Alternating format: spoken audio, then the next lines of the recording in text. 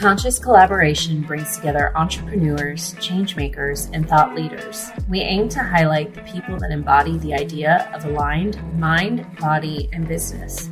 Each week, we share, discuss, and learn from the various experiences and ideas of our guest experts. Through our discovery, we find a path to an aligned mind, body, and business. Hi, I'm Lisa. And I'm Emily, and we are the Conscious Collaboration Podcast. What's up, Lisa? I like that. Collabo. I remixed it today. I'm having I don't such know. a It's fun actually day. You're having a fun day? A fun day. Yeah. Oh, good. Yeah. Good. My day's been busy, but it's all good. It's by design, I suppose. But yeah, we got okay. So today's convo is like, I'm gonna call it this: the least sexy but most important topic that you're probably not paying that much attention to. And that is sleep. Yay! I know. It's like are we getting old? Like but no, I both in personal affairs recently, and it kind of plays off of our last week's topic of our sort of energetic debts, and leaning into one energetic debt at a time to move the whole operation forward. And also, so with the bodybuilding and everything, especially lately, I've been really regimented about prioritizing my sleep, quantity and quality. And due to parenting circumstances outside of my control the other night, my sleep just went out the window, and I kind of had this like adrenaline rush type of situation. I was up later than I needed to be, and like I was like a different person yesterday. Like my entire personality was changed. Even one of my other clients after you was like, "Man, you're really no fun. Like you need to go home and sleep. Like you're really no fun like this." And I'm like, "I know, man." Oh, I thought you were great during my session. Like I felt like that was really good. I don't know if you remember it, but I thought it was Maybe it was very a little bit helpful, of delirium. Yeah. Little bit of delirium, and then I kind of went through my own workout after that, and so maybe that was just all the energy I could muster, I guess, was that beginning part of the day. And then I started to really kind of crash a little bit. Now that said, I want to make a little side note with any of my fitness people who are listening. If you do have a poor night's sleep and you're debating like what you should do with your workout the following day, as a general rule, like if you're really working on poor sleep, recovery trumps your workout the majority of the time. There's nuance to that. I know my body. I knew kind of what I had in me, and I did greatly modify my lift, take the weight down, really kind of not try to get after it, just kind of went after a few things that felt good and whatnot. So but in general, so when we go back to talking about like what we were talking about last week with leaning into certain energetic debts, and I know we were looking at it last week as like, okay, well, what's the one that's closest to being right? And I still think that makes sense. But if you're going to look at it, if you're going to look at your big rocks, right? Sleep, nutrition, exercise, stress management, all these things are all very important, right? Everything I just named, very important. but if you're going to look at one that's off, that'll make the biggest difference in everything else you do, literally everything else you do. It's sleep. by far. Excuse me. You know, we were kind of talking off air, like how you know, really poor sleep for even just, we're talking a matter of days, right, can actually throw you into like psychosis. um Mhm. you know, and then of course that's the most extreme end of the spectrum. Well, the most extreme is you can literally die, like you know, from sleep deprivation. But then you have where probably most of us live somewhere in the middle of the spectrum, right? Most of the time, where um our sleep isn't great, but it's um we get by, right? We get by, and our body is adaptable enough. And especially, you know, maybe in our younger days, particularly like in our 20s, I don't know if anybody else here worked like service industry where you'd go out, you know, drinking on a Tuesday night, be up till 6 in the morning, and then go work your shift at 10 a.m. the next day.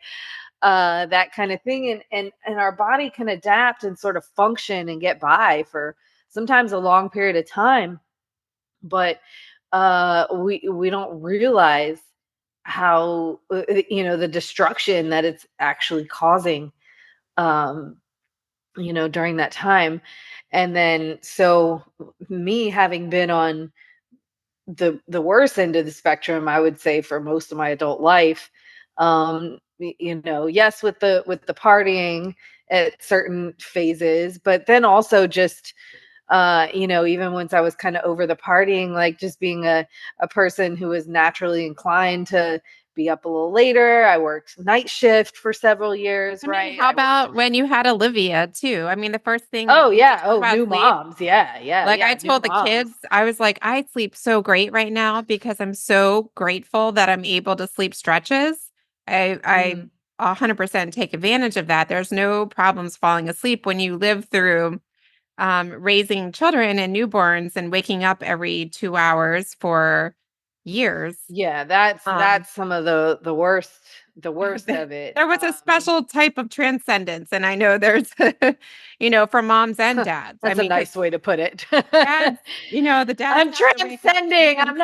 I'm not in psychosis. Oh, well, I mean, like, gosh, just the level of survival to get through that and like to get through Yeah. that mode and be able to go back to work like 6 weeks postpartum or whatever, most people go back and function when you're Mhm. sleeping on 2 and 3 hours, and then waking up an hour in between to take care of a baby is like how are we all expected to do that for so long and then, think that we're gonna be able to regulate on the other side of it? It's a whole Yeah, yeah. process. I think the new mom experience is probably in its own, almost in its own category there, you Yeah. know. And there's some evolutionary stuff there that we're then designed to be like hyper vigilant, you know, after that. Like we can then wake up at the slightest, you know, change in our baby's breathing or whatever the case may be. And that's by design, by nature. But you know, we've modernized our lifestyles, and now we're, a lot of us, going back to work and stuff like that, so we still have the hypervigilance to contend with. And then there's a lot of us, I know I fit in this category too, that deal with like overthinking, or you know, the thinking comes on once the life calms down and you're kind of laying in the bed. And so there's all kinds of factors that play into it. And I mean, I literally have an owl tattooed on my back. Like there's a part of me that's really just naturally inclined to sort of be up at that time. But as I, you know, it took it upon myself to really discipline myself, um to prioritize sleep, particularly for the bodybuilding.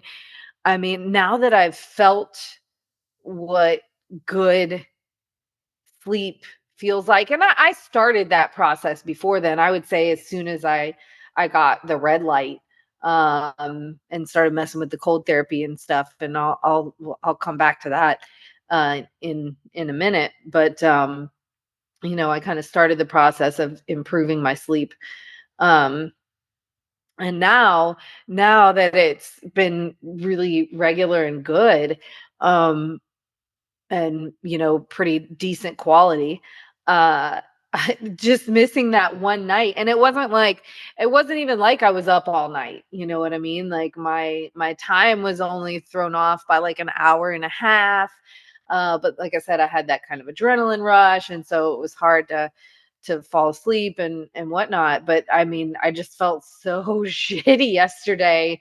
I mean, I got through it, and my version of feeling shitty now is, you know, probably quite different than even like 5 years ago or something like that. But I mean, it's like when we've set our lives up to be so full, and to have so many responsibilities, it's like, I don't want days where I'm just getting through it. Mhm. I need to be sharp. I need to be, and even today where, I feel much better, and I've already gotten a lot done, and energetically I'm just in a way better place. I can still kind of feel like a little bit of carryover, a little bit of delirium or goofiness or what have you. Just kind of less energy. So, um you know during my in my clients now, in my coaching clients, we're focusing on sleep as a Mhm. primary pillar. Like, hey, listen, we've got these fat loss goals, and one of the hard truths is we ain't gonna get there until sleep is addressed. Mhm. Period. You could have it's so important that you could literally have everything else dialed in perfectly, which is Mhm. unlikely if you're getting shitty sleep, by the way. It's really Right. hard to dial things in perfectly if you're getting shitty sleep. But you could have diet, nutrition, all that stuff dialed in. Diet and nutrition is the same thing. Diet, exercise dialed in perfectly, stress management, whatever.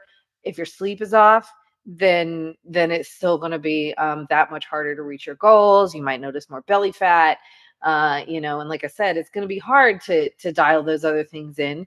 We know we have more cravings when our sleep is off, and obviously, our energy is not right to perform in our workouts, and we're Mhm. actually, a poor night's sleep is more than anything, more than dehydration, more than a missed warm up, is the biggest factor that plays into injury risk when you're working Mhm. out. So, and then all that. I mean, to me, it brings a pretty obvious carryover into business and career and entrepreneurship, and then your family life, your relationships, literally everything. Yeah. Um, so, in thinking about the paying off your energetic debts, um, one way to look at it would be, okay, let's deal with the one that's closest to correct first. But another way to look at it would be like, let's just address the sleep first, no matter what, and those other debts will probably decrease as a result of Mhm. really addressing sleep issues. Yeah, So, sometimes you just need to take a nap, take a break, or, definitely, especially when you referenced having your wheels turning and spinning. So if you're someone that tends towards anxiety or like getting into those cycles that you're putting negative, it turns into negative intentions, doing, feeling unwanted in what you're doing, versus feeling very intentional and doing things purposely and with joy and from a holistic standpoint, you're just putting that scatterness into everything that you do. And I can even allude back to the human design aspect when we talked with Rachel, seasons ago. For certain designs, and I'm a human design projector, we're told the importance of sleep. And that's when we do our best work, is when we're rested and restored. So that's part of our makeup from that, human design blueprint and standpoint. Equally in Feng Shui, it's the first place we evaluate is the bedroom, and how are you sleeping and what are the conditions there? What's the yin and the yang of the environment? Sleep in Feng Shui is everything related to the foundations, yin and yang. So taking into consideration how we're reading the light source, and is it imbalanced? So especially when we talk about Chinese medicine and its linkage to Feng Shui, getting our sleep between the most useful time, and not in all the hemispheres, not all parts of the hemisphere does this work, but getting your sleep between 9 p.m. and 7 a.m. is the most restful, according to Feng Shui and Chinese medicine. So at least to be in bed and have the conditions set up, so that you're getting to a place that your body can do its most restorative work and start to get its organs, giving it enough time to do its replenishment that we're all programmed to do. But if you're awake, and even if you're just spinning your wheels and thinking, like we always joke about, like, why do we wake up at 3 a.m. and where's our social security card? And where did I put Mhm. this? And I forgot to do this today. Um, so there's a lot of these indications that I know are looked at in other, related modalities to fitness, to nutrition, Chinese medicine, Feng Shui, Reiki, all of these things, and then going into human design as well too, looking at ways that we can enhance and amplify our sleep habits. We may all be very close, like you were saying. We may be off by an hour and a half in one direction or the other, but being able to optimize our sleep gets us to a place where, well, we can make better decisions, see things more Mhm. clearly, be more intention and effective in what we're doing. Um, I mean, I don't think it's by accident, but there have been times, and I know I've talked to you about this before too, that I have felt like everything is the end of the world, especially as an entrepreneur. And like, oh my gosh, now, I have all these projects, all these plates spinning, and stuff for the kids and so on and so forth about my day. And it feels like nothing is working out. And I'm not a napper, but there have been a few times that I have just fallen asleep sitting down, just taking a break and sitting down, and I just crashed. And when I woke up, I look at my phone, and all of the problems that I had thought I had solved themselves. It didn't need me to touch them at all. And in fact, things improved when I took a nap. So, it's that, also from an energetic or spiritual standpoint, is that getting back to that place of neutrality and allowing yourself the grace to take the time to rest and restore. And everything else can sometimes get back into equilibrium too, if we're talking about Yes. matching. For sure. And well, there's napping, and I don't know. I have mixed feelings about napping because I tend to not do very well with naps. Like if Yeah. I need to nap, I just need to sleep. You know what I Mhm. mean? And otherwise, Absolutely. like, Yeah. because I'll if I sleep in the middle of the day, I just wake up feeling groggier. But I mean, but some people do really well with naps, with power naps, and I think that's awesome. If you But I know think you're a sometimes, person who like, your does well body with just that. shuts down. Like, I Yeah, never intend to well, take a nap. I hate naps. They're very confusing, and you wake up and you're like, "What time is it? Where am right. I? What happened? What did I miss?" But sometimes, like you were saying with the psychosis, sometimes your body just forces a reboot. Right. Well, if that's a definite indication that your sleep at night has been, subpar. So I think that the benefit really lies in addressing that, the nighttime consistency, the environment, and then our habits during the both during the day and around our sleep time that affect our sleep quantity and quality. So I think we should, leave people from each of our disciplines with some simple things that they can do to improve that sleep quality and quantity at night.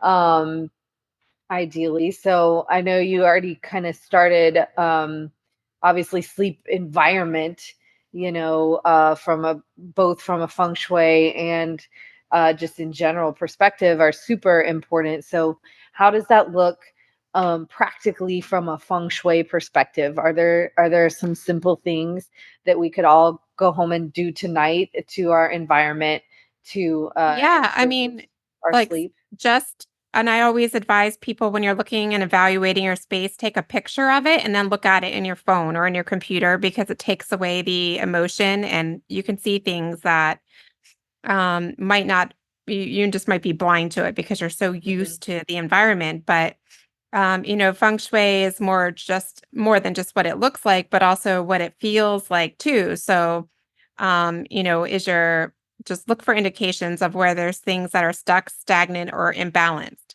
So, is there dust collecting on your fan? Does there need to be air movement or better air quality in there? Does the Mhm. temperature feel within a good sleeping temperature? And there is science behind there being the best sleep Cool. temperature is cooler. So you want to be cooler than Mhm. 72 degrees when you're sleeping. I think it's between 68 and 72 is like the magic Mhm. temperature, which sounds cold to a lot of us, especially those of us in Florida. No, but But that's true. Yeah, there's that's something valid. to that to help your Mhm. systems. And also looking to make sure the purpose and intention of your room is just for sleep and sex. There's Mhm. no use for exercise Office. equipment. Your office should Mhm. not be in there. I would even recommend not having a lot of pictures with people or anything too exciting in your bedroom. Keep it very Mhm. landscapey.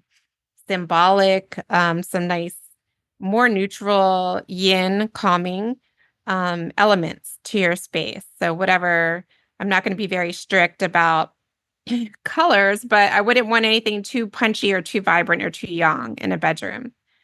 So, it will allow your brain to just unplug and stop reading the environment for threats or anything too exciting. Allow it to unplug. Make sure the textures feel nice, that nothing is tattered or ruined if you can help it. It's even hard to keep your pets out, but it's advised to keep your pets out. Yeah, and that's hard, I realize. My pet won't have that. Well, I mean, She's I'm like, saying "Nope, all these we've been things. at this for 16 years. This is the Yeah, way it is." it's the way it is sometimes. But if you can, and I have the same situation in my household. It's best not to have your children in your bedroom either. And here I've got pets and kids that make their way into my bedroom. Is But I there a certain also, age that at which that the children one starts so it, per the feng shui I will perspective? say from the ancient perspective, and I know that there are, the concept of family beds and floor beds and that type of thing. But as soon as possible to have children out. Although I will tell you, I sleep just fine with my children in my bed. And for me, it makes me feel better to know that they're safe at a young age and I don't have to keep getting up and checking on them if they want to be there. And we're slowly transitioning. So I'll say, like, I don't think there's hard, fast rules. Um, Right. but certainly, if you need adult time, if you need to have time to yourself to recover from something, it's not a time to have your kids there. Um, the pictures, keep anything even if you're religious, keep your religious icons out of your bedroom. Oh, Um, interesting. yeah, and no people looking at you while you're in bed, no mirrors reflecting you. There's various reasons behind this, and there is a download on my website where you can download some tips from the International Feng Shui Guild from many practitioners years ago too that we've contributed to. TVs, I know everyone has a TV in their bedroom, which I'm actually more modern school of thought. I'm okay with a TV in your bedroom. If you cover it and if it's not bothering you and it's not the central focus of your bedroom and it's not disturbing your sleep. And So you can, don't leave it on during your sleep.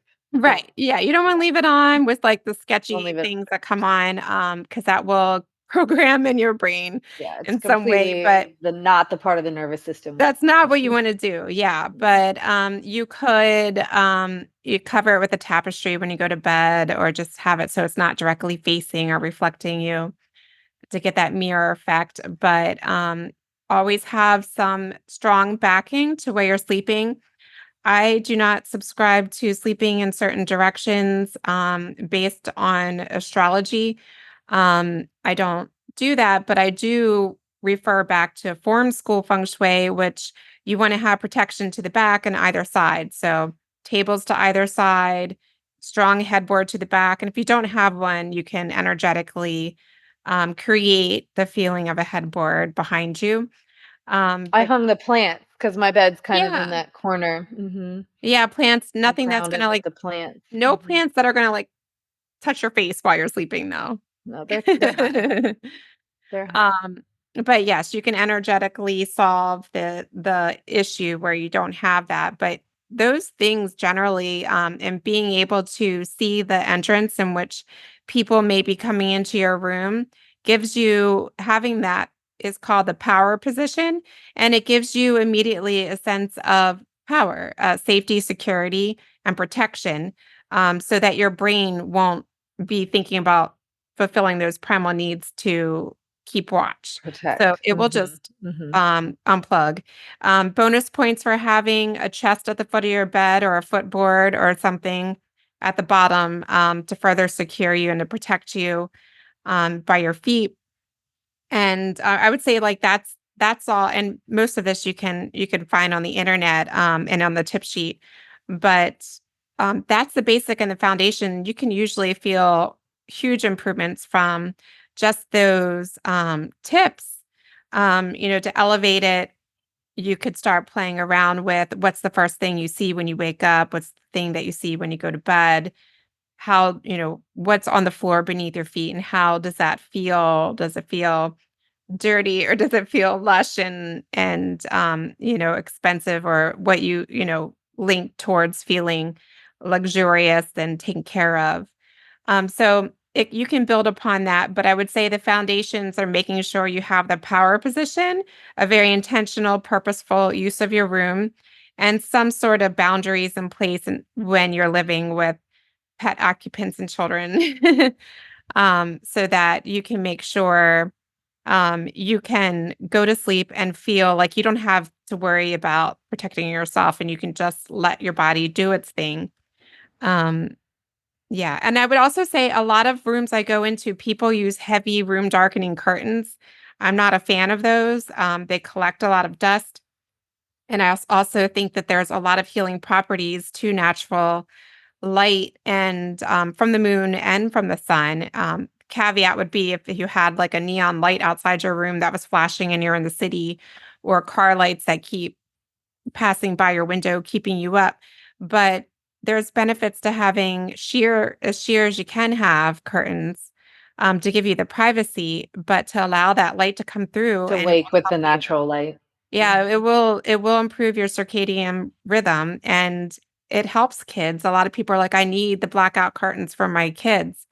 But you can wean them off of it, and you will find that they will start to get sleepy when the sun's going to bed and waking up, and they'll be more pleasant in that way too. But, a lot of people with the room darkening curtains tend to not do a good job of opening them, and it causes a yin imbalance, which will linger throughout your day and can contribute towards feeling sad or stuck or dirty, just from how it collects stagnant chi. So if you could just, play with crochet curtains, sheer curtains, or semi sheer, and letting some of that light in. And here's the kicker with that too, is that there's a lot you can do with your light interaction or your light nutrition, as it were, during the day, and then in the evenings to, I guess, counter the need for blackout curtains, unless, in a circumstance like you were saying, where you live somewhere where there's like artificial light Yeah. glaring in your room, then you would want to cover that up, but for the nighttime at least. But a lot of this can be handled by being mindful of the way we interact with light during the day. Now, we live in the modern world. We're not, it's not reasonable to be like,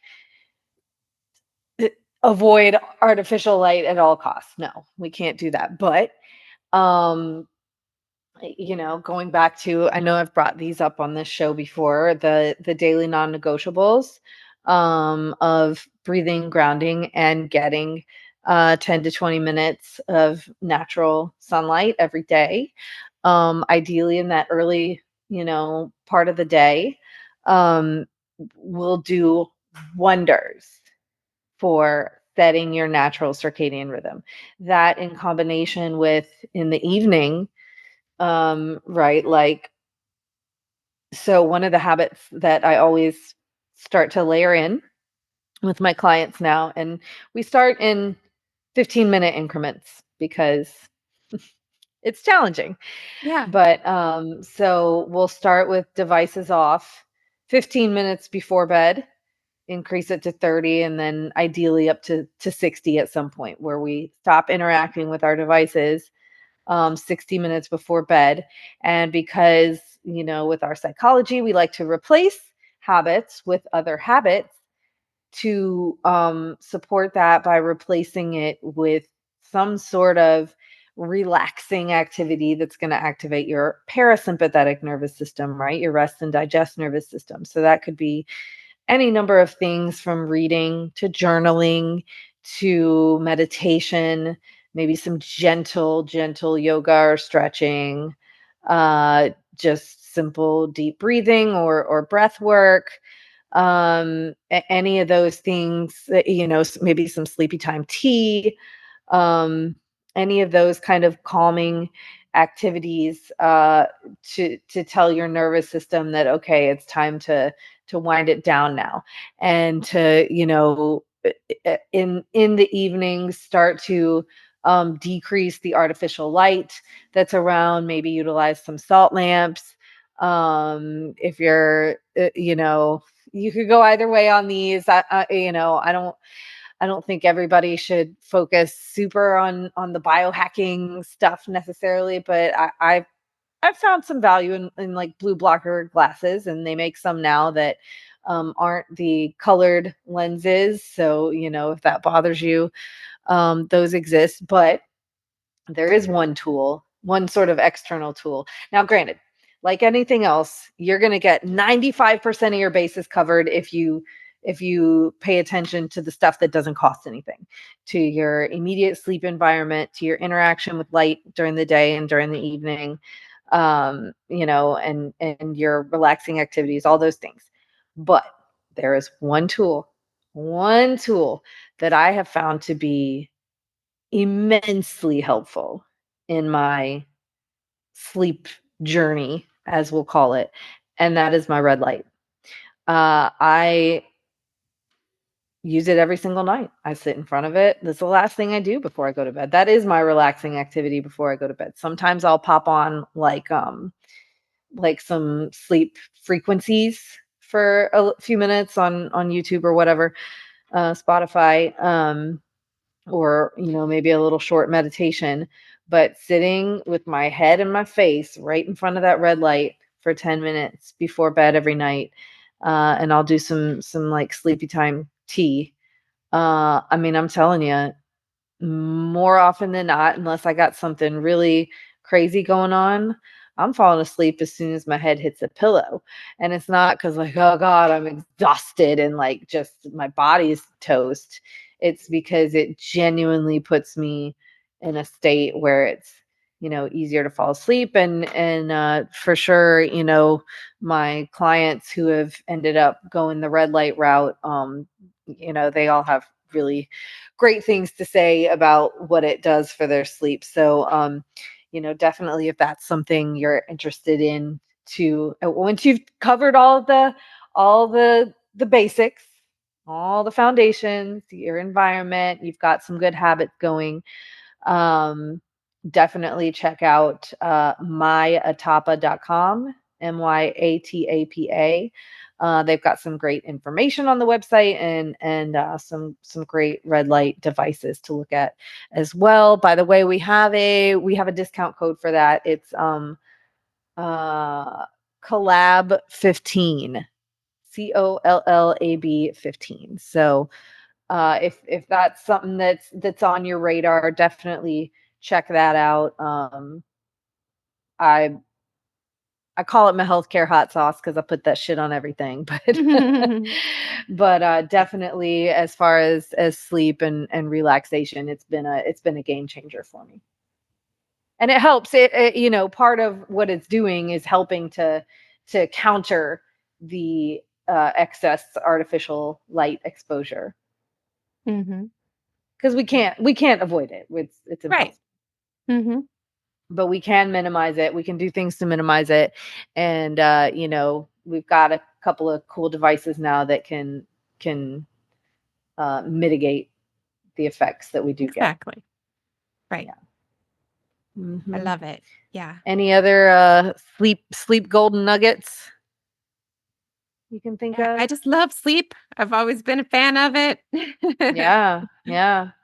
Um, it's a good topic. I love it. I think I wish that society, I know, well, we just looked it up before we started talking, and there's the whole sleep economy right now that's booming with all the devices and the mattresses and the pillows and so on and so forth. So people recognize the hmm need for it, and yet society doesn't We're allow the grace starting for to. it. We're starting to. Well, Yeah. it's that hustle culture, right? We Mhm. started to value it's ironic because we started to value busyness and work and productivity over, rest and recovery and happiness.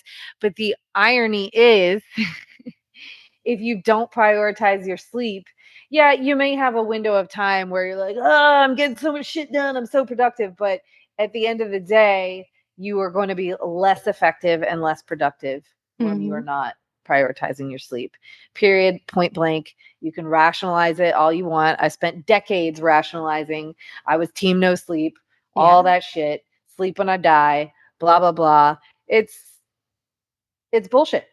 I mean, you just would think like We are bullshitting ourselves. a $580 billion sleep economy would push the needle a little bit further than it has in terms of people being like, oh, you need, we're gonna stop working, to this point to allow everybody time to rest and replenish instead of pushing, pushing, pushing. And I think that's still like how much more billions is it gonna take before everybody realizes that's okay, like, you can't keep it secret that everybody needs sleep, Well, I to mean, be that's effective. that's the irony too. How do you keep it an industry, right? Something that you could technically pretty much fix for free, okay, Mhm. with Yeah, habits and behaviors. So the way this is like mhm, pharmaceutical, fitness in a lot of ways. How do you keep an industry booming on people with good sleep? right. Yeah. So that's the kicker. If you want a booming sleep uh, device economy, people have to continue to get shitty sleep. Right. Right, well, So that's I guess there's the global feeds the economy monster. Yeah. and why, like, oh, while we're sleeping, India's working. And hmm by the way, like, shout out to India for having one of the best, sleep cultures out there. Yeah, Everyone they're sleeping knows that. while we're working. So Yes, exactly. So, I want to give some recognition to them for, our friends in India for being so well at sleeping and regarding it so highly. maybe And it's all the yoga. yoga, meditation, I mean, and to that point, the rest benefits of meditation, hmm you can't fix it completely, but you can restore and repair a little in meditation versus the doingness and the busyness of life. So, Oh, absolutely. 1,000%. I think meditation is a big rock when it comes to sleep. yeah. For sure. And even better to do in front of a red light, which I'm sure everyone has heard our commercial twice during this episode. So, well, very good. Great. I'll give it to you even more. Yeah. Yeah. In case you guys didn't know, we love the red light. We love our red light. So you can find the details in the description and you can hear more about it. We'll talk more about it inside of the Conscious Collaboration Collective on Facebook, and we hope that you join us there. It's a good growing community. I think little leaps every episode now that we're over 100. So I think we've cracked the algorithm and we're picking up a little steam. So thanks for inviting your friends, family, and sharing the Conscious Collaboration. And we hope to see you inside of the group. And talk to you in 5. Talk to y'all in 5. Bye. Bye. Thank y'all so much for listening to our podcast. If you haven't yet, please be sure to subscribe, rate, review, and share with all your friends so they can join our circle of collaboration on this journey. You can find us on Instagram at Conscious Collaboration Podcast, on Spotify, iTunes, and Audible, to name a few. Please join us next time for another deep dive into how you can live life in more alignment, mind, body, and business.